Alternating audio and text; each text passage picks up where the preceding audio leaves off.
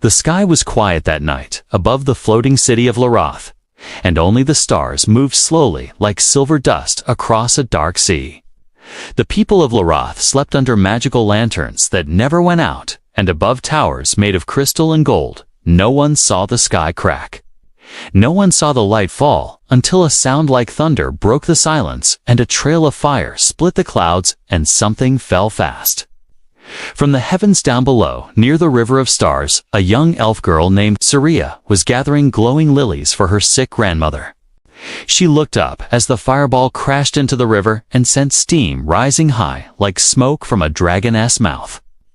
The ground shook beneath her feet, and the water turned white and wild, and boiling hot. Saria dropped her basket and ran toward the river's edge, her heart racing with fear and wonder as she reached the place. Where the fire had fallen, she saw a body floating in the water, not burnt, not broken, just still. A man, not an elf, not a dwarf, not a beast folk. A man with no fur, no tail, no ears. A human. Saria had read about humans in old secret books. Her teachers said they were myths. Dangerous stories from before the age of magic. She thought they were lies, but now one lay before her in the river glowing faintly with strange golden light. She reached out and pulled him from the water. His clothes were torn and soaked, but his skin was warm. He breathed just once. Then again, alive. Saria stared at him and whispered softly, "Who are you?" behind her. A whisper came from the trees. The wind seemed to speak.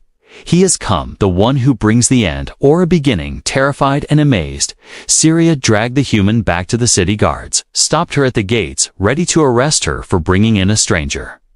But when their eyes fell on the human, they froze. One guard dropped his sword and whispered, "No, it cannot be."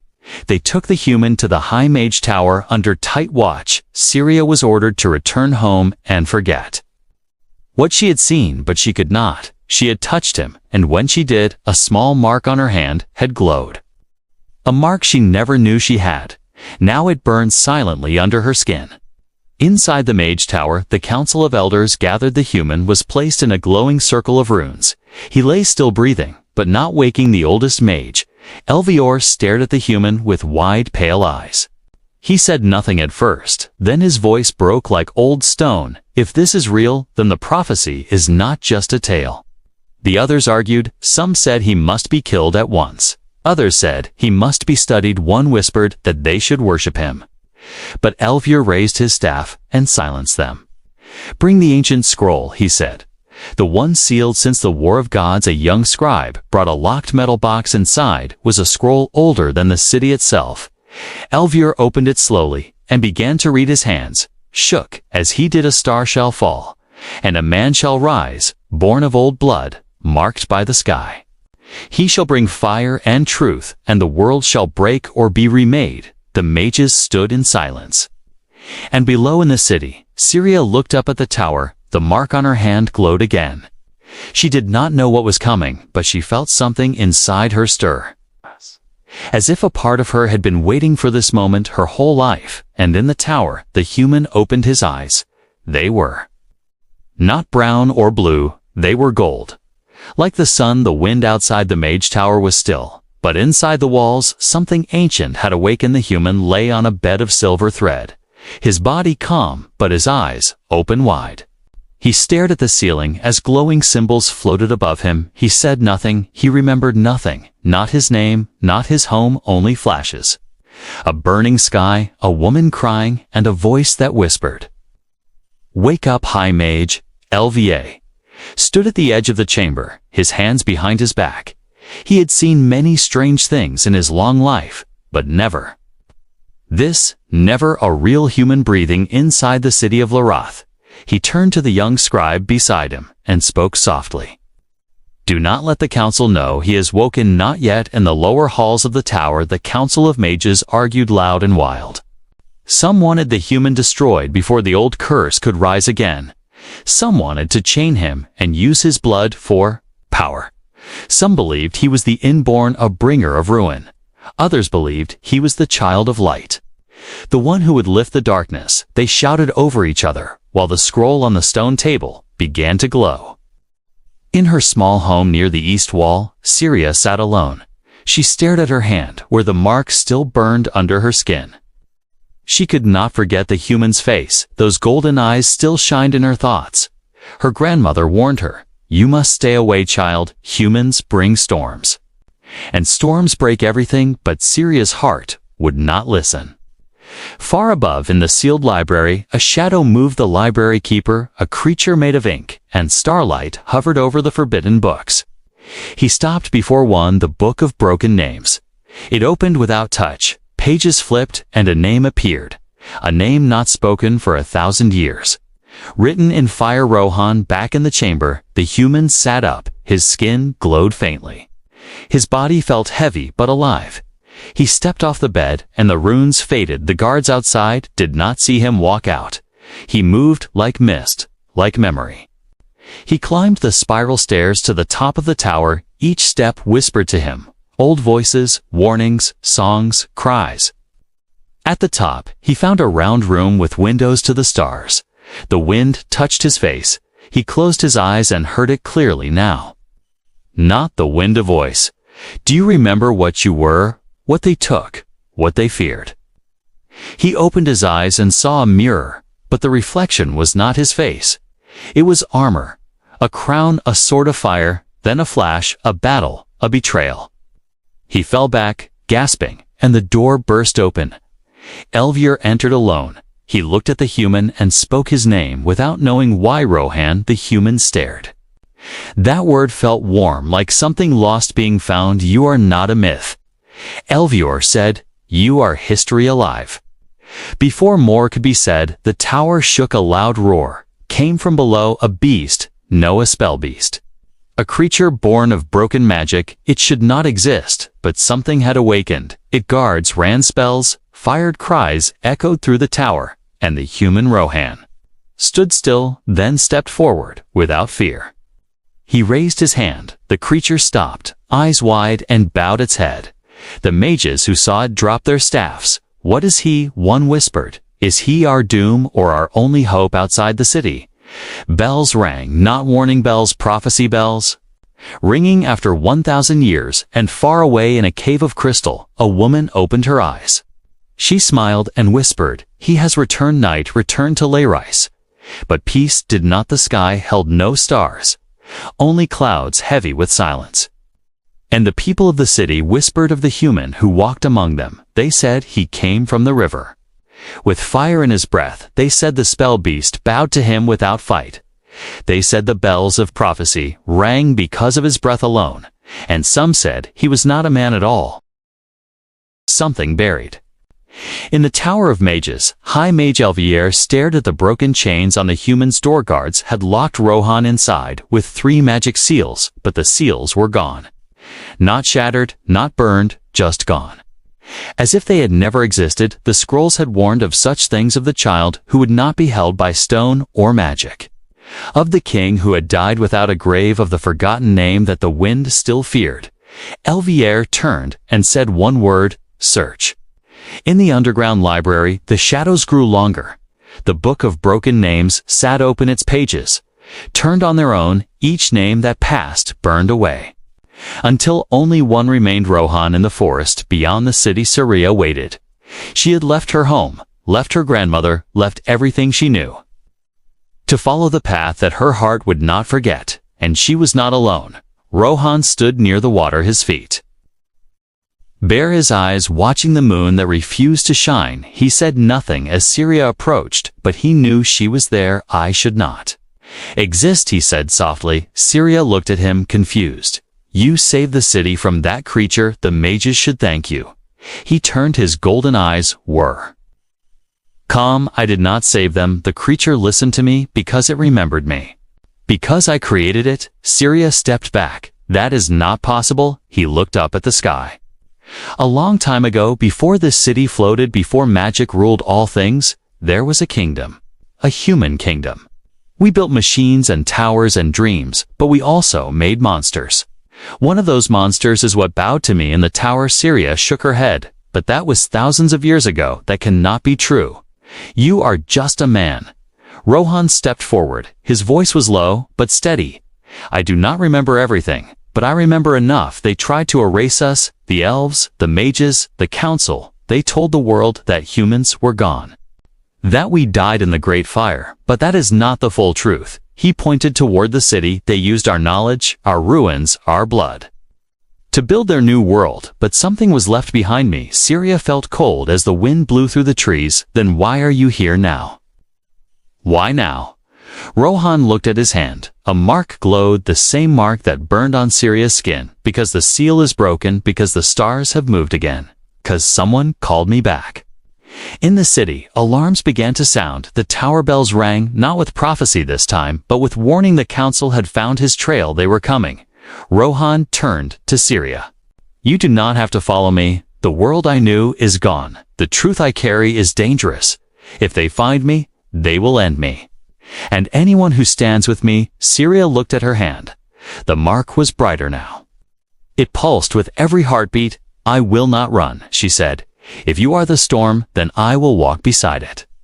He smiled, not with joy, but with sorrow. Then we must leave this place. Suddenly, the ground shook. Not from magic, not from beast, but from something deeper. A great hum rose from the forest floor, and the trees bent away as something rose from the ground. A gate made of stone and light, covered in runes so old they had no name. Rohan stepped toward it and placed his hand on the center. The stone melted away, revealing stairs going down deep into darkness. He looked at Syria. The truth is below. The past is not dead, and neither am I. And together they stepped into the forgotten world. The stairs went down, and still down they passed roots thicker than trees, and walls carved with faces that cried without. Sound. The light behind them vanished, and ahead only strange blue glow lit the path. Rohan walked without fear. Syria followed her heart, beating fast with every step. The mark on her hand now pulsed like a second heartbeat. Every wall they passed showed scenes she could not understand. Men riding machines with wings, women casting light from their eyes, children playing in floating cities, then fire, then silence, then darkness. At the bottom, the stairs opened into a vast chamber, a forest. Not dead, not alive, frozen in time. Each tree was covered in silver light, each leaf unmoving. And yet the air was thick with memory. Rohan stepped forward and placed his hand on a tree. The bark opened like skin. And a voice spoke from nowhere. You have returned. You were not meant to wake. Syria gasped, but Rohan only closed his eyes. He remembered this place, the heart of the first forest, where time was stored, where memory never faded. He whispered, show me. And the ground lit up. Images swirled around them. A city of humans, glowing bright magic, and machines working together. Peace, then betrayal. The elves had come as friends. The mages had come as learners, but fear grew, and with fear came fire. The humans were cast down. Their cities, drowned, their names erased. Syria watched in silence. Tears filled her eyes. She saw children burning, women screaming, men protecting them till their last breath. And in the center, a King Rohan, standing alone on a broken wall, shouting to the sky, then silenced the forest, whispered again. You died to save them, and they buried your truth. Rohan opened his eyes, but I did not die. I was sealed by my own hand, so that one day, if they ever needed me, I could return. The trees began to move. Leaves rustled for the first time in ages. Branches bent toward him. The roots shifted, revealing something, a crown, not gold, not silver, but made of pure light. Syria stared as the crown floated up toward Rohan. But he stepped back. I am not ready, he said. The past still sleeps within me. I do not want to be a king. The forest whispered, you are not here to want, you are here to finish. Suddenly the chamber shook, not from within, but from above. Explosions, magic voices. They have followed you, Syria cried. The council stone shattered as a hole opened and the ceiling. Soldiers dropped in on silver wings, blades drawn. Eyes cold, the human is a threat. One shouted, take him. Kill the girl if she resists. Syria stepped in front of Rohan, her arms wide. You will not touch him. One soldier laughed. Move, child. But then the trees moved. Branches wrapped around the soldiers. Roots snapped their weapons. The forest roared. You will not harm the seed of the past. Rohan looked at Syria. You are bound to this now. I am sorry. She shook her head. I chose this path. Now what do we do? He looked at the broken ceiling. We rise. The crown floated to him again. This time he took it as it touched his head. His eyes burned with light. Wings of energy burst from his back. Not of feathers, but of memory. He held out his hand. A blade of light formed not to kill, but to cut open the way. He flew upward through the whole Syria held by his other hand. And the forest behind them sang not with fear, but with hope, for the forest remembered. And now the world would too. They rose from the broken forest like a storm of light. Rohan and Syria flew over the city of Laris. As bells rang across the towers, the sky cracked with strange magic, and eyes turned upward. The people saw him, a human with wings of memory. A girl with a burning mark, and behind them the forest glowing as if the past had come alive. The council gathered in the Tower of Echoes. Panic in their voices, rage in their hearts. They spoke of war. They spoke of exile. They spoke of ending what should have never returned, but the people whispered. The bells had rung, the stars had shifted. And now the skies burned with forgotten power. Rohan landed near the old stone gate at the edge of the city. Syria stood beside him, her eyes wide with fear and wonder. The map burned inside her mind, a path, a place hidden even from the forest, the crystal tomb. No one went there, no one dared. It was said to be cursed, sealed in time, guarded by silence. But they walked forward step by step. The gate opened by itself, dust rose. And the light faded as they entered a world untouched by breath. The tomb was made of glass, and crystal walls shimmered with trapped stars. In the center was a raised platform, and on it a woman lay still as the moon, wrapped in robes of gold, and blew, her face soft, her eyes closed. Her hands folded on her chest. Syria felt something move inside her, a pull, a sorrow, a memory not hers. Rohan stepped closer. His crown pulsed, his sword faded, and the mark on his chest glowed bright. She is here, he whispered. The one I could not save. Suddenly the air shifted. The woman opened her eyes, golden like his, like the sun before it dies. She sat up slowly, looked at him, spoke one name, Rohan. He froze, time froze, even the stars in the walls seemed to stop. You are alive, she said. I waited, they said. It was hopeless, but I knew. Rohan stepped forward. I do not remember you fully, but my heart knows your voice, she smiled. We were not just king and queen, we were something deeper. You sealed me here before the fire, before the fall, to wait for the world to change. Syria stepped back as their hands met. A wave of energy filled the chamber, the tomb cracked, the crystal wept. Rohan turned to Syria. This is Lyanna, the last queen of the human world, and my wife. Syria felt a strange pain in her chest, not jealousy, but loss, a story ending before it ever began. But Lyanna looked at her with kind eyes. You carry the mark, you are part of this, not by blood, but by fate. Suddenly the tomb shook, voices echoed from the halls above. The council had arrived. They were breaking the seals, their magic strong, their fear stronger. Lyanna stood tall. Her robes turned to armor, her eyes filled with fire. Let them come, she said. I have slept long enough. Rohan raised his hand. No, we fight only if we must. Let the truth speak. Before the blade the doors burst open. Dozens of mages entered, their staffs glowing. Their faces twisted in fear and pride. One stepped forward. The human must die. The queen must return to sleep. This is not their world anymore. Rohan stepped ahead. And what is your world? Built on lies, blood-stolen dreams. The mage shouted, you are forgotten.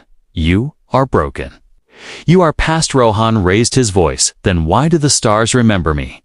The ground shook, the tomb cracked open fully.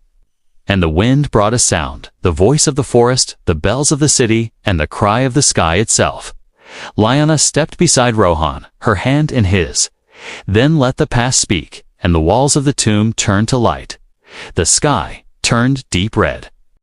As if the sun itself had been wounded, the people of Larath stood frozen on rooftops and bridges and balconies. All eyes watched the clouds twist.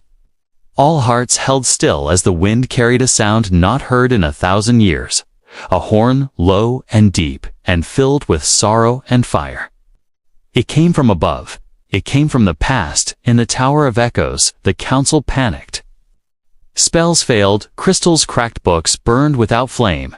The horn had broken the seal of silence. It had shattered the sky. Rohan stood on the edge of the city beside Lyanna and Syria. The tomb was gone, melted into mist. The truth could not be buried again. Lyanna looked at the sky and whispered, "They are coming." Who? Rohan asked. "The ones who never surrendered," she replied. "The last fleet of the human world, hidden, waiting, bound by your command." Syria stared in awe as shapes appeared above the clouds. Dark and massive, flying like mountain ships, old-world ships, rust and light and fire. One broke through the skywall and hovered above the city. A voice came from its core. It spoke no words, only energy, but Rohan understood. Commander voice, acknowledged, crown signal received. Reclaim mode activated. Lyanna stepped forward. The council will never accept this. They will fight. They will use the full magic of Leraith. We must speak before they strike. Rohan nodded, his wings of memory spread wide. He flew toward the central tower with Syria in one hand and Lyanna in the other. The city below watched. Some bowed, some ran, some raised weapons. Inside the tower, the mages were already casting circles of fire, walls of wind, rivers of light. The old magic had awakened, and it feared the return of the human flame. Rohan landed in the grand hall, where the council stood. Waiting behind them stood an army of silver cloaks, wands ready, eyes full of hate. One mage stepped forward. "This is madness. The horn was buried with your world. You have no right to bring it back." Rohan stepped closer. "I have no choice. The truth demands to be seen. The sky remembers. The earth remembers. The people will." To Lyanna raised her voice. "You built your power on stolen ruins. You erased names, but the stars still wrote them." Syria held up her hand. The mark glowed bright. Even she now felt the pulse of the old world in her blood. The council shouted. The army moved, but the ship above fired a beam of golden light into the hall. It did not burn. It revealed. The walls turned transparent. The people outside could see inside. They saw the council shaking. They saw the truth standing tall. And then something changed. The light revealed more than truth. It showed history. Visions of betrayal of kings, fallen of magic born from pain. The people outside began to chant, not words, but one sound, low and strong. Rohan. The council broke. Some fell to their knees. Some fled. Only one remained, standing, High Mage Elvier. He looked at Rohan with tears in his eyes. "I was a child when they sealed you. I believed the stories. But now I see you're not the end. You are the beginning." Rohan stepped forward. "No more war, no more lies. Let the city choose its path outside." The people raised lights, raised hands, raised hopes. The war horn sounded again, this time not in fear, but in unity. Rohan turned to Lyanna. "Are you ready?" She nodded. "Then let the world be whole again." And above the ships opened, not with soldiers, but with builders' machines to heal. Machines to restore the lost tools of peace. And so, under the sky of fire and song, the city of Leraith began to remember who it was built upon. The sky was gold and red, as if the sun had painted the heavens with hope. The city of Leraith stood still, not from fear, but from awe. The old ships floated above like ancient gods returned. Their shadows touched every tower and every heart below. The people gathered in the central square. Waiting, watching, wondering. A door opened at the top of the Tower of Echoes, and 3 figures stepped into the light. Rohan. The forgotten human king. Lyanna, the queen who never died. Syria, the girl marked by fate. No one spoke, but all listened, for their silence was louder than any horn. Rohan looked at them, not with pride, not with anger, but with truth. "You were told we were myths." He said, "told that humans burned and vanished, that we were weak, that we fell, but we were not weak. We were betrayed. And when the world turned its back, we sealed our strength. We buried our names, not to hide, but to wait." The people looked at each other. Some wept, some held hands, some touched the ground. As if the truth had made the stones softer, Lyanna raised her hand. "We do not return for revenge. We do not come to take. We come to offer." Syria stepped forward. magic and machine, past and future, old and new, we can build together. Suddenly, a voice shouted from the crowd. Why should we trust you? You bring flying ships and old power. How do we know you will not rule us again? Rohan looked at the man, walked down the stairs, and stood before him. I do not ask for a throne. I do not ask for your loyalty, only your honesty. You want to know the truth, or do you want to keep living a beautiful lie? The man fell silent, then nodded slowly. The crowd followed one by one. They stepped forward. And the mark began to appear on many hands, small, silent, glowing. The city had forgotten, but the blood had not. The old truth lived in them. Waiting, Rohan turned back to the tower. The ships above began to descend, landing softly on the ancient platforms. Doors opened, and from inside came people, not soldiers, but humans, young and old. They had been hidden for generations in sky vaults and bunkers and hidden moons. Waiting for the call, waiting for the crown. Families ran to each other. Elves hugged humans. Beast folk stared and smiled. The world had changed without a war. Without a single drop of blood, High Mage Elvier came forward. Old and tired, he held the old scroll and gave it to Rohan. We wrote the story wrong, he said. Finish it the right way. Rohan took the scroll, held it high, and the wind took it, turning it into light. Carrying the old lies into the stars, he looked at Lyanna, at Syria, at the people, and he spoke one last time. I do not return as a king. I return as a reminder that truth cannot be buried, that light cannot be killed. That even when the stars forget, the heart remembers, and the city, for the first time in 1,000 years, sang not of magic, not of fear, but of home, and above it all, in the highest tower, a statue began to form. Not of gold, not of stone, but of light. 3 figures, Rohan, Lyanna, Syria, the king, the queen, the girl who lit the path, and in the years to come, children would ask, who were they? And the answer would always be, they were the ones who remembered, so that we would never forget.